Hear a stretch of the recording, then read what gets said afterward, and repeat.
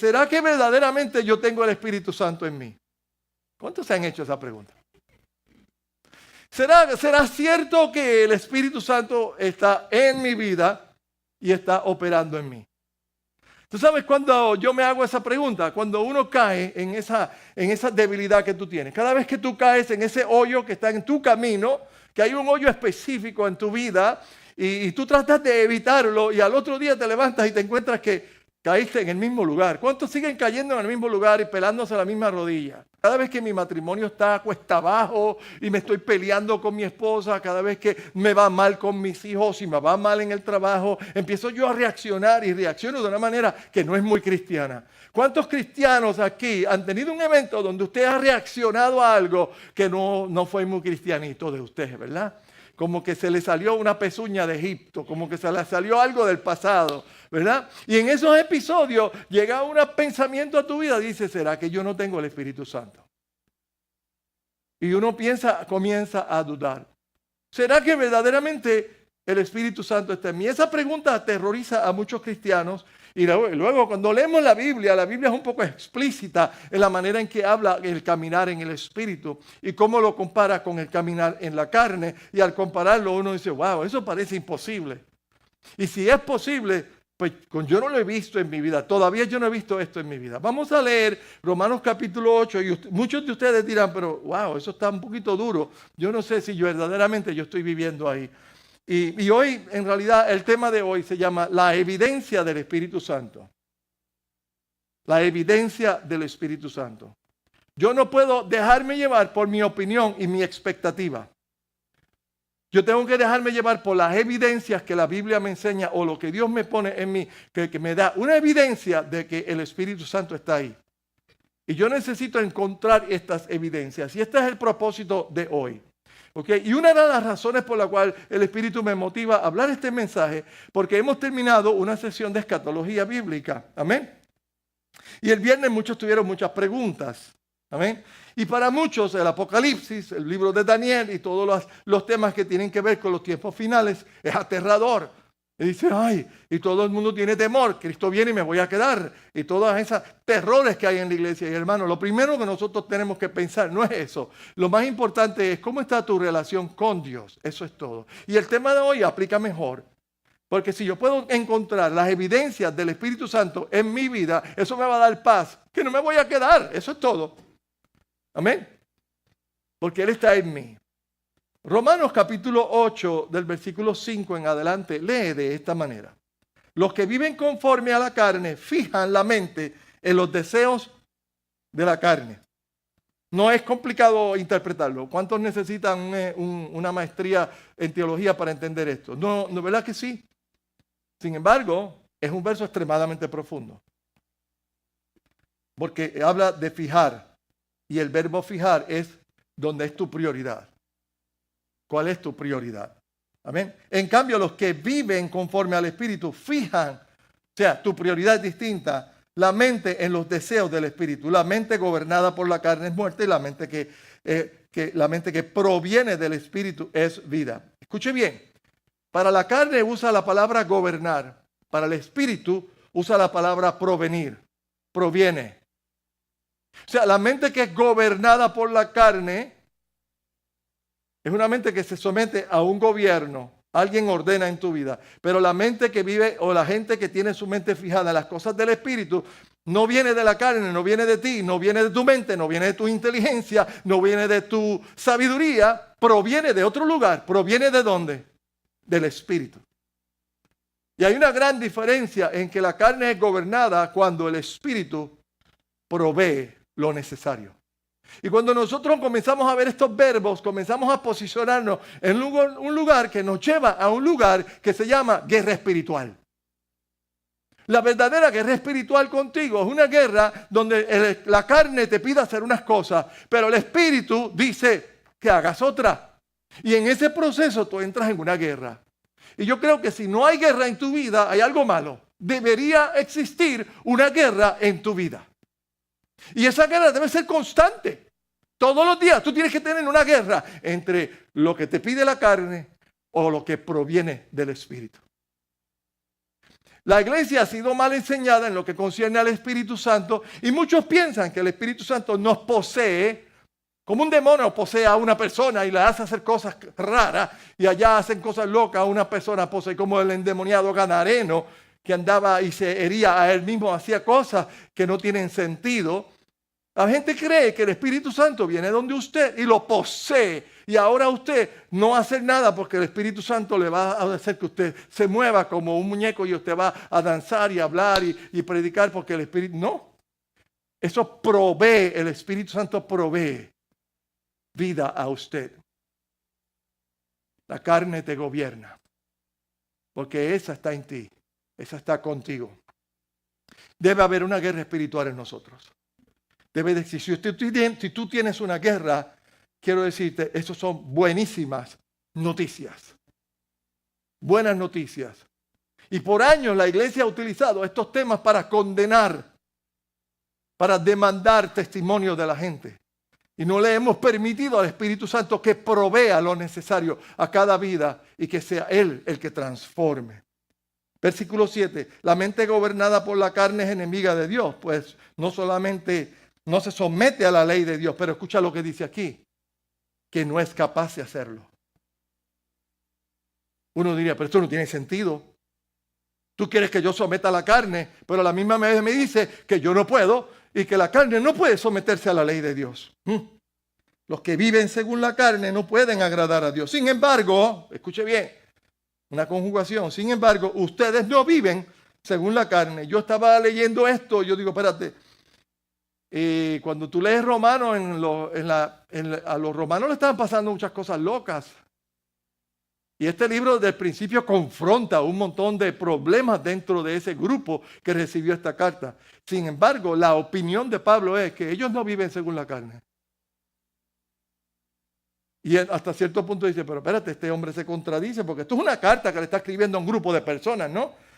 Sin embargo, ustedes no viven según la carne, sino según el Espíritu. Si es que el Espíritu de Dios vive en ustedes, y si alguno no tiene el Espíritu de Cristo, no es de Cristo. Pero si Cristo está en ustedes, el cuerpo está muerto a causa del pecado. Pero el Espíritu que está en ustedes es vida. ¿A causa de qué?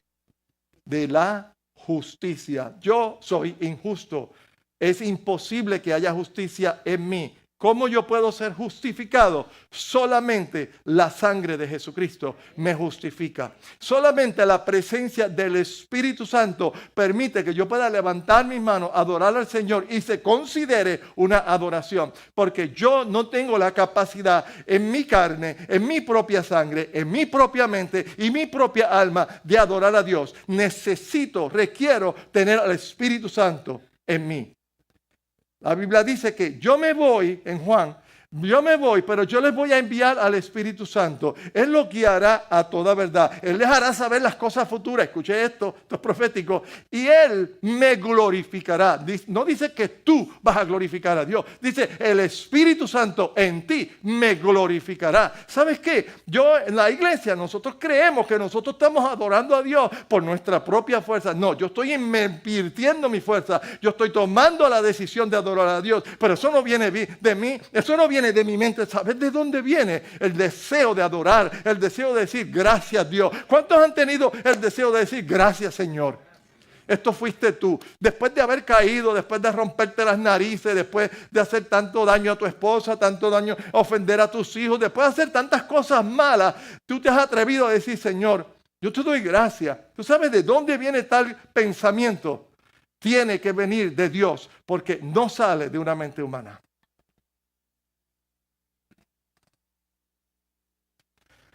Entonces seguimos leyendo y encontramos que muchas veces estos pasajes bíblicos intimidan, ¿verdad? Y nosotros entramos en una serie de expectativas donde demandamos de nosotros mismos unas expectativas que son inalcanzables. Y entonces no aprendemos a depender del Espíritu Santo, sino comenzamos a obligarnos a nosotros mismos a caminar de cierta manera, y cuando te cansas de caminar de esa manera, vuelves otra vez. Como la Biblia dice que el cerdo vuelve a su fango, ¿no? Vuelve a su fango. Yo me encontré volviendo al fango en mi trayectoria de vida cristiana. ¿Por qué? Porque mi expectativa era, Dios demanda perfección de mí, yo tengo que dársela. Y lo que Dios estaba pidiendo a mí era el deseo de ser transformado. Escúchate esto, voy a repetirlo. Dios pedía de mí el deseo de ser transformado. Cuando yo me di cuenta, yo verdaderamente quiero ser transformado. Yo le dije, Espíritu Santo, yo quiero ser transformado. Ayúdame, hazlo tú. Entonces entré en una expectativa distinta y comencé a ver cambios en mi vida. Por fin, algo que mi cuerpo deseaba, yo tenía control y antes no. Algo que mi mente demandaba, yo tenía control. Aunque sí, uno entra en guerra, ¿verdad? Tú dices, yo prefiero, ¿verdad? Pero como que encuentras una fuerza que no encontrabas antes. De repente encuentras un poder que antes no existía, el poder de decir, no, eso puede esperar, no, este no es el momento, no, eso no es de Dios, no, eso no agrada a Dios. Eso no existía en mi vocabulario mientras yo lo hacía por mi cuenta, porque yo decía, no, porque yo no debo hacer eso, no, porque yo no se supone que haga esto, no, porque yo se supone que sea santo. Cambió mi vocabulario. No tenía nada que ver conmigo.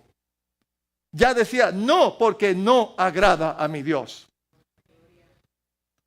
No es porque yo me demando ser santo, es porque a Dios no le agrada tal cosa. A Dios no le glorifica tal acción. Y comenzó aún a cambiar mi vocabulario y mi manera de decir no a mis debilidades.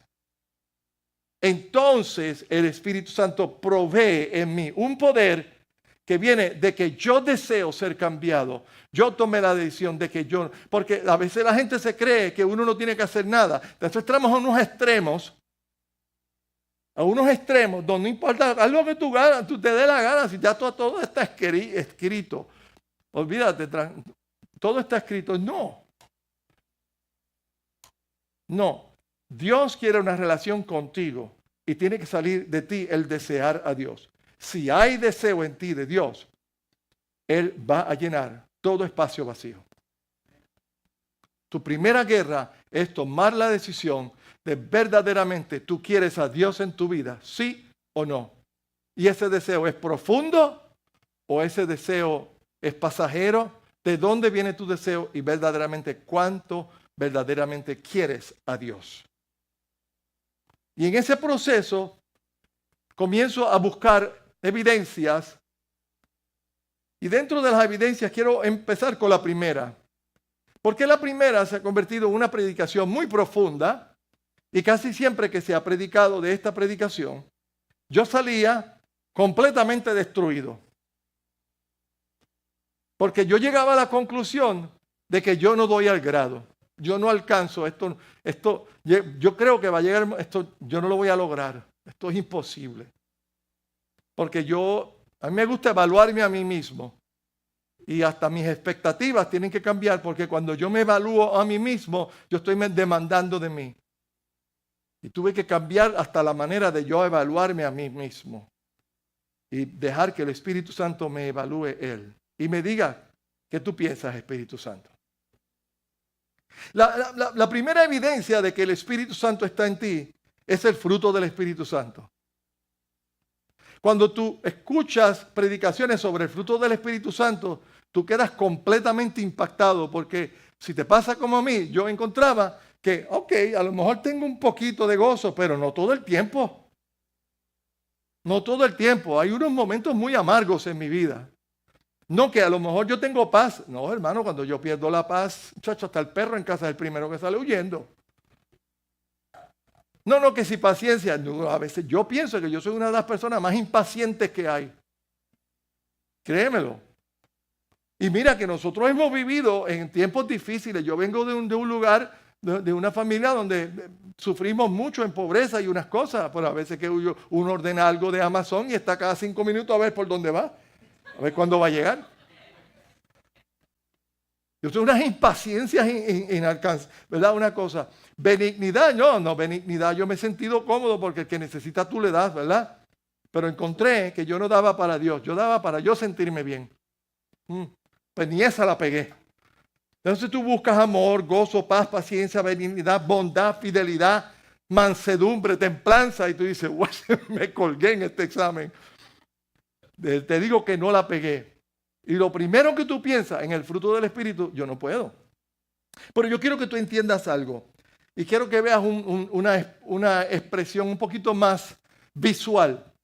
Okay, I'm going to ask the guys over there to play the video of cómo verdaderamente procesa una planta, una fruta.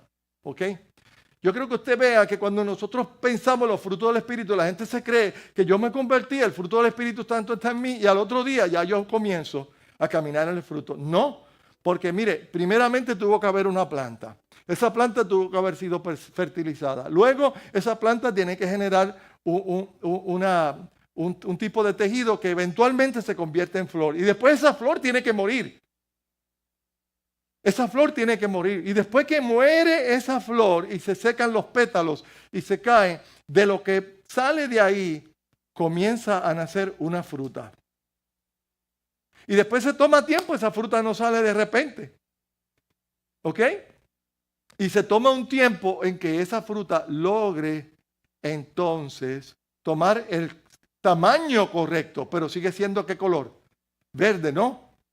Y si es un tipo de fruta que cambia de color cuando madura, pues se queda verde hasta que comienza un proceso más tarde a darle color a la fruta. Empieza, hermano, ¿cuántos de nosotros hemos demandado que de un día para otro yo tenga el fruto del Espíritu Santo? Entonces, cuando yo leo los 9 frutos del Espíritu Santo, yo me encuentro que ese es el carácter perfecto de Jesucristo. Él es todo amor, Él es todo gozo, Él es todo paz, Él es todo paciencia, Él es todo benignidad, Él es bondadoso. ¿Ok? Él es fiel, fue fiel a su Dios, es fiel a su pacto, es fiel a nosotros. Él decía, sean mansos como yo soy manso. Tenía mansedumbre y templanza, ni se diga. O sea, los 9 frutos del Espíritu son la mera representación del carácter de Jesucristo. ¿De dónde tú sacas la idea que con este cuerpo carnal yo voy a tener exactamente? No dice Efesios que nosotros necesitamos los dones y los ministerios de la iglesia para eventualmente, para poco a poco ir creciendo al nivel y la estatura de Jesucristo. Quiere decir que hay un crecimiento hasta que llegue el momento en que somos entonces en Él. Y Él es el todo en mí y yo soy el todo en Él. Y entonces estoy en Cristo completamente. Quiere decir que hoy, a veces que yo no siento gozo, pero me voy a gozar. Y quizás mañana no me vaya muy bien con el gozo. Pero si tú te sientes que de repente tú como que tienes un poco más de paciencia con esa persona que la cual antes eras bien impaciente y ahora como que empiezas a agarrarle un poco más de paciencia, ¿verdad que sí? Ahora tú dices, espérate un momento, yo tengo la opción de echarme a la guerra con este familiar o simplemente dejar a esta persona tranquilo y no hacer nada y orar. Si tú te comienzas a encontrar que tu paciencia es distinta, que tu bondad es distinta, que tu fidelidad, aunque sigues cayendo de vez en cuando, ha cambiado, como que tú comienzas a ver que hay unos cambios, eso significa que tú estás en la planta, tú estás en Cristo y que el Espíritu Santo comenzó a hacer una obra en ti. Dale tiempo, porque esa fruta todavía quizás no se ha convertido en flor. Y si se convierte en flor, tiene que morir para que la fruta pueda salir. El fruto del Espíritu no es así de repente, es un proceso. Y hasta el día de hoy yo todavía estoy en el proceso. Estoy más verde que tú no quieras ni ver. ¿Ok? Se lo digo porque mi esposa de vez en cuando me grita y me dice, tú eres un inmaduro. Y yo, pues seguro, mija, se acaba de morir la flor, apenas.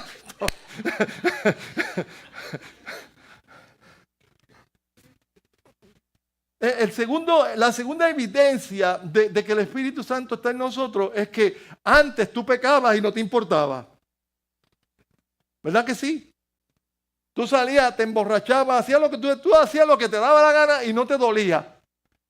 Ahora tú cometes quizás las mismas cosas que cometías antes, pero como que te da vergüenza, como que te dice, sabes que lo hiciste mal. Entras en una guerrita, en una batalla en la mente. Y espérate, esto está mal. Antes lo hacía y no te importaba. Ahora te importa. Tienes una sensibilidad a los pecados a tus debilidades que antes no tenías. ¿Ok?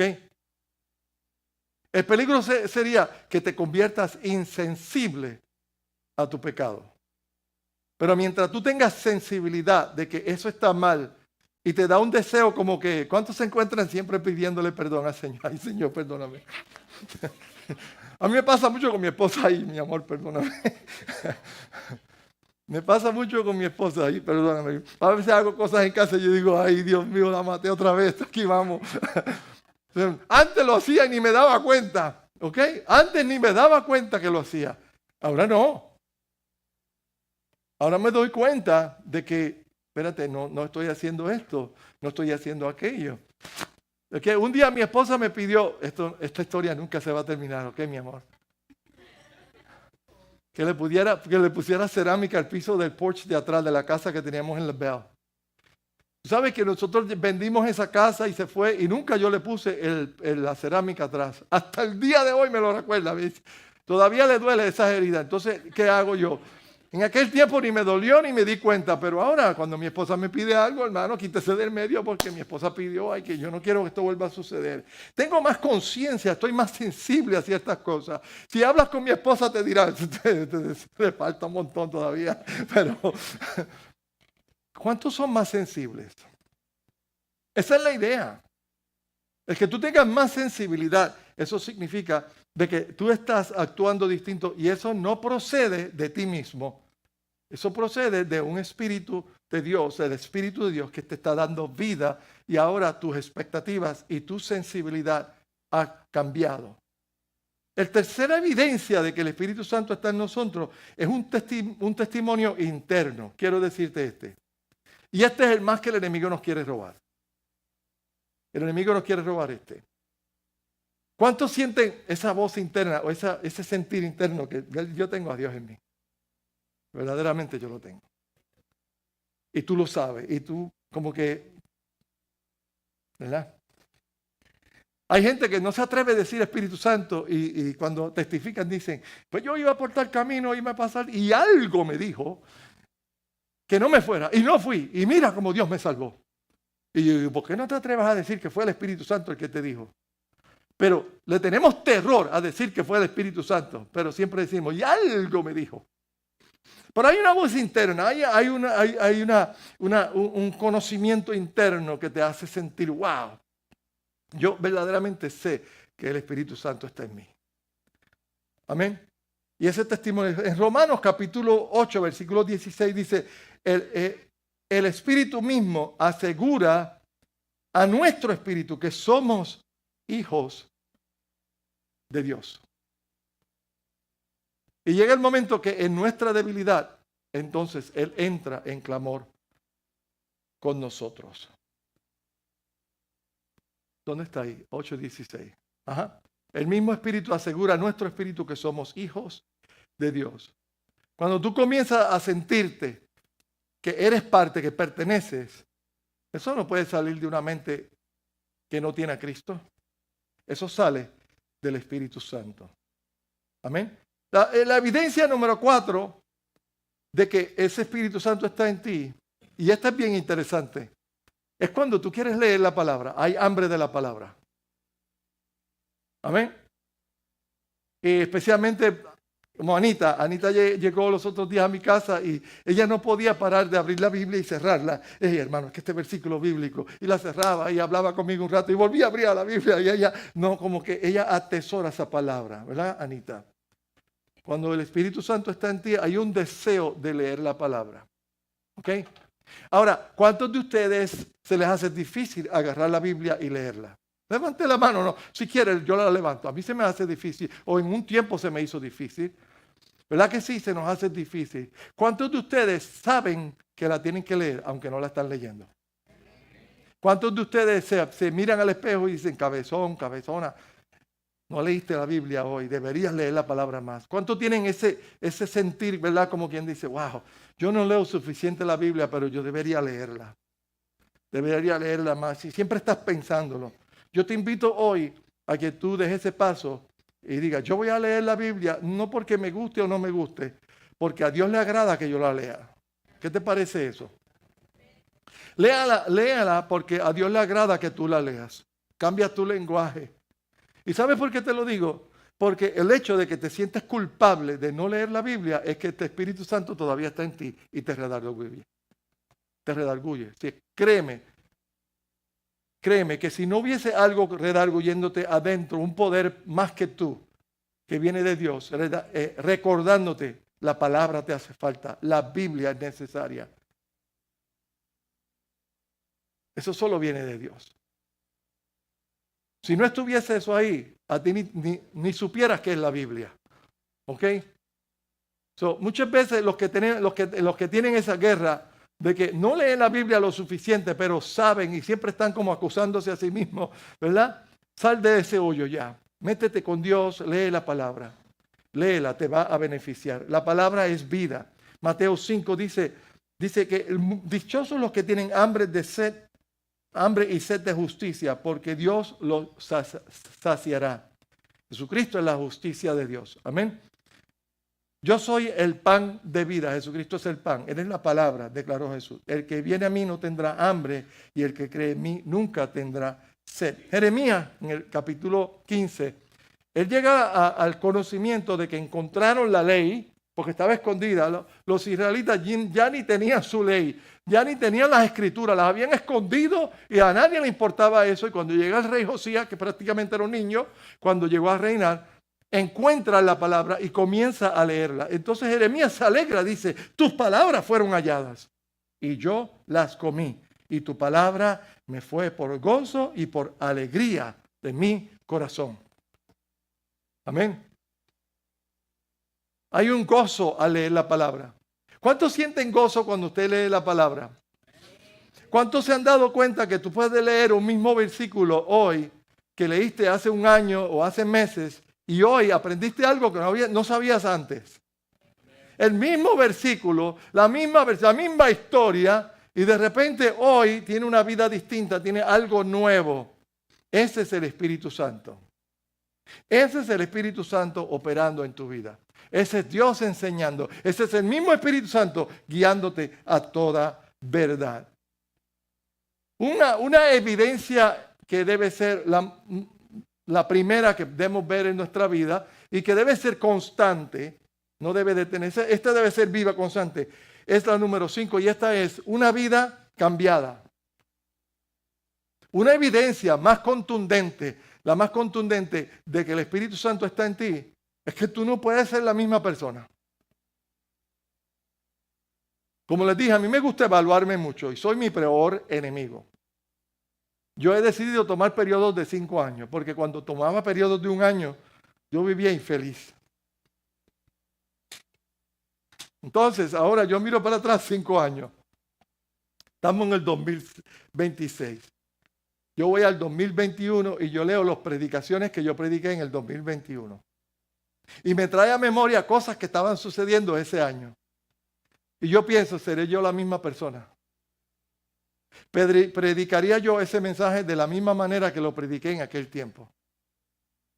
Y yo encuentro que yo no predicaría el mensaje de esa manera, o porque los tiempos cambiaron, o porque yo cambié. Pero yo me evalúo y a mí me gusta ver que yo no sea la misma persona y que yo encuentre que yo he mejorado, aunque sea un poquito, pero que he mejorado. Una evidencia de que el Espíritu Santo está en ti es que tú cambias. Tú no vives igual que antes. Está bien que hoy tengas unos problemas y tengas unas debilidades, pero con el tiempo debe de ir cambiando tu vida y deben de ir desapareciendo unos problemas y reapareciendo otros. ¿Quieres que lo diga otra vez? Por aquellos que piensan que cuando se les resuelvan los problemas no van a tener ninguno más. No, si el hecho de que tú resuelvas un problema es razón suficiente para que reviente otro. Y la razón por la cual nosotros no cambiamos es porque todavía estamos viviendo en los problemas de todos. Y no nos gusta que Dios nos resuelva los problemas, aunque se lo pedimos todos los días, porque sabemos que si Él me llega a resolver este problema, ¿qué voy a hacer con mi vida? Yo no tengo nada que hacer. Si yo lo único que hago es preocuparme por este problema, o preocuparme por esta persona, o esta es mi vida, esto es lo que yo tengo, y si Dios me lo sana, y si Dios me lo arregla, me voy a aburrir, no voy a tener nada que hacer.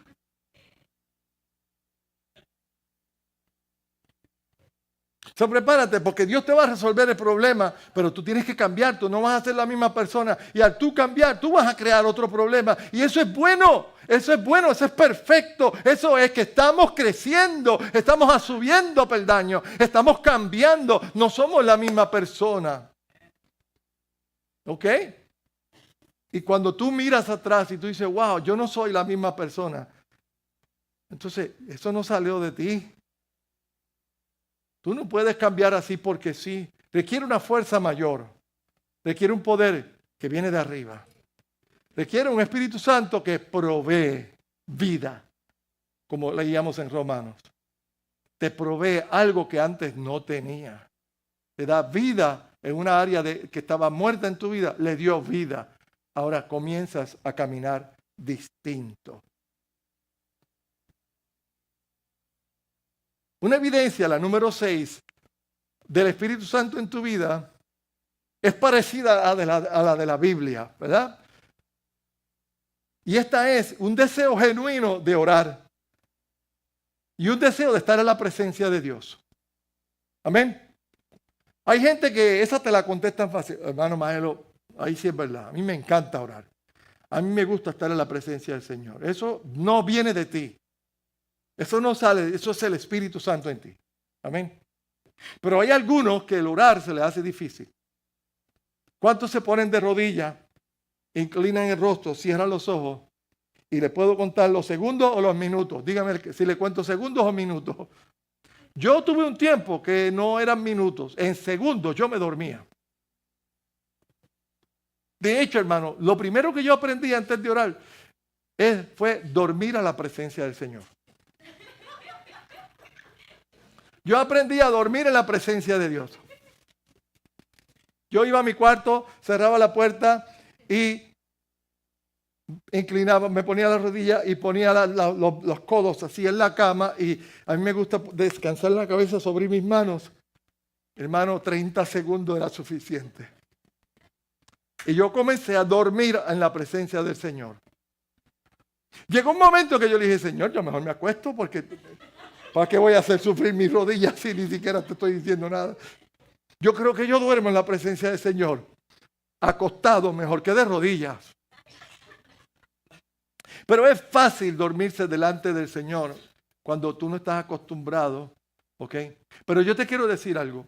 Si verdaderamente tú tienes deseo del Espíritu Santo y tú comienzas a hacer cambios en tu vida, tú comienzas a no decir, no, yo tengo que hacer esto porque yo tengo que ser santo. Esto no lo puedo hacer porque yo se supone que soy, la Biblia dice que yo soy cabeza y no cola. No, que yo soy sacerdote del hogar y que yo se supone, y comienzo yo esto, no, tira todo eso para afuera y comienza a pensar, no es que Dios se merece este tiempo. Dios se merece que yo sea un mejor esposo. Dios se merece que yo sea un mejor padre. Dios se merece. Y comienzas a buscar qué merece tu Dios. Y cuando comienzas a pensar qué merece tu Dios, de repente empiezas a pensar distinto, a cambiar distinto. Y cuando oras, tienes mucho que decir.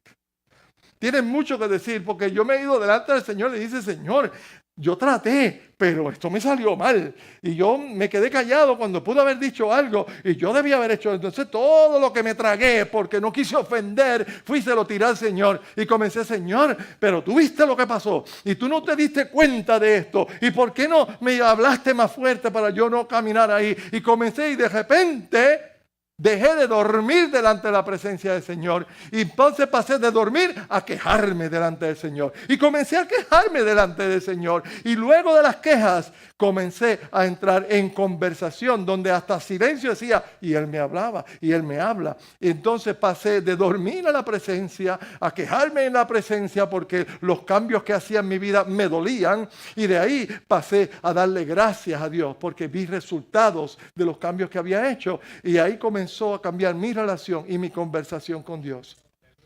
Como una fruta que no se ve al principio una planta sin nada y de repente sale una flor y comienzan a pasar cosas en tu vida. ¿No es eso lo que la gente demanda muchas veces, que hagamos rápido y Dios quiere que tú lo hagas paulatinamente? Está bien que te duermas delante de la presencia del Señor. No hay problema. La pregunta que te hago, ¿vas a seguir durmiendo allí? ¿O será que te vas a hacer algún cambio en tu vida donde te puedas por lo menos quejar ok, por unos minutos delante de Dios. El asunto es que converses con tu Dios. Amén. Ese deseo de orar, ese deseo de estar en la presencia del Señor. De hecho, cuando voy a leer un versículo bíblico que lo hemos explicado de otra manera en este lugar, que es una área donde lleva a un nivel alto de comunicación con Dios, donde ya no oras tú, ya no pides, danos, intercedes tú. Ahora le toca al Espíritu Santo obrar e interceder.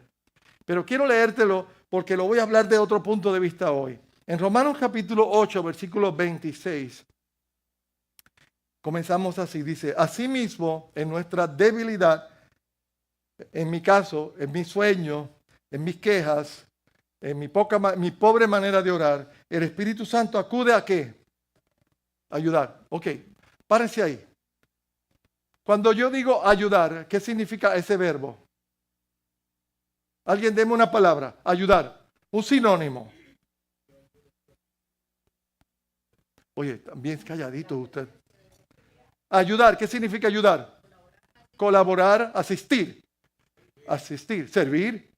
Ok, si tú vas a ayudar a alguien, ese alguien está sentado haciendo nada o haciendo algo.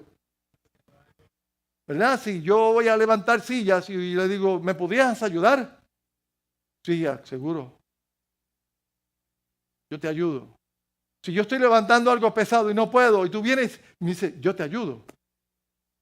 Nosotros pensamos que el Espíritu Santo ore y lo haga todo. Por aquí dice que en nuestra debilidad Él nos ayuda. Él no te va a dejar solo.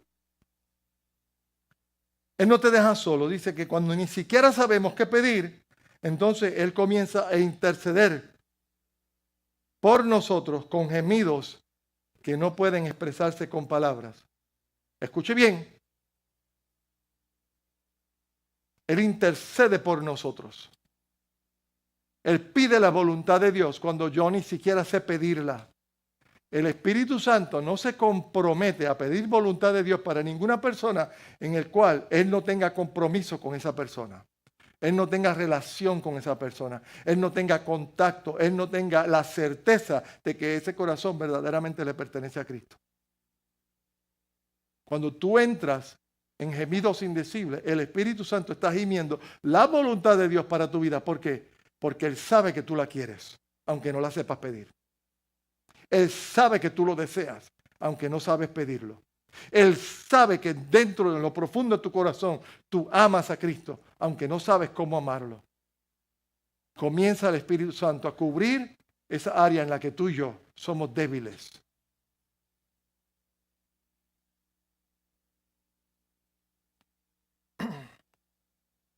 Quiero que entienda que tú y yo fuimos creados para comunión con Dios. Nosotros fuimos creados, fuimos hechos para tener comunión con Dios. Y no es hasta que tú y yo tengamos comunión con Dios que vamos a encontrar verdaderamente en las contestaciones de el valor y la contestación de por qué estoy vivo, por qué existo, por qué estoy aquí. El mensaje que predicamos hace 2 años. Who am I? What am I doing here? ¿Quién soy yo? ¿Y qué se supone que yo haga aquí? No va a existir la contestación a esa pregunta hasta que tú no tengas una relación con Dios. Porque fuimos creados para eso, para comunión con Él. Y el enemigo quiere hacerte sentir que tú no eres digno de esa comunión.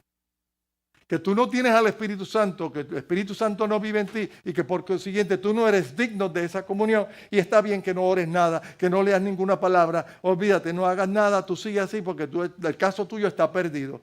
Y lo que quiero decirte es todo lo opuesto. El Espíritu Santo está esperando que tú despiertes de ese sueño porque quiere transformarte, quiere hacerte nuevo y quiere llevarte a una comunión completa con tu Creador. ¿Cuántos lo desean? ¿Cuántos verdaderamente lo quieren? El número 7, una evidencia de que el Espíritu Santo está en ti, es ese amor que tú tienes por los otros hermanos de la iglesia. ¿Cuántos conocen una persona que nunca habían visto antes y del momento que tú sabes que es cristiano, que tú dices, gloria a Dios, yo también? Amén. Y hay como un gozo y una unidad en el Espíritu con esa persona. ¿Por qué? Porque le sirve al mismo Dios. Porque tiene dentro de esa persona el mismo Espíritu que hay en ti. Y uno comienza a sentir esa unidad. Comienzas a sentir ese amor por los demás, ese amor entre los hermanos. ¿Ok? Está bien que los frutos del Espíritu no están ahí todavía y de repente como que no hay mucho amor de vez en cuando, pero está bien, estamos creciendo todos juntos. Amén. Estamos creciendo en Cristo y eso es importante. Vamos a cerrar. Yo te pudiera pedir que te examines hoy, pero yo sé y estoy seguro que el escuchar estos mensajes tiene tu mente corriendo hoy. ¿Cuánto le está corriendo la cabeza hoy? Bien rápida, ¿no? ¿Ok? No tenga temor. Si verdaderamente, escuche bien, si verdaderamente tú le entregaste tu vida a Cristo, el Espíritu Santo está en ti. Dale la oportunidad que te cambie, eso es todo. Dale la oportunidad al Espíritu Santo que te haga esa nueva persona. Que te transforme completamente. Los músicos pueden pasar, los que estén por ahí. Amén.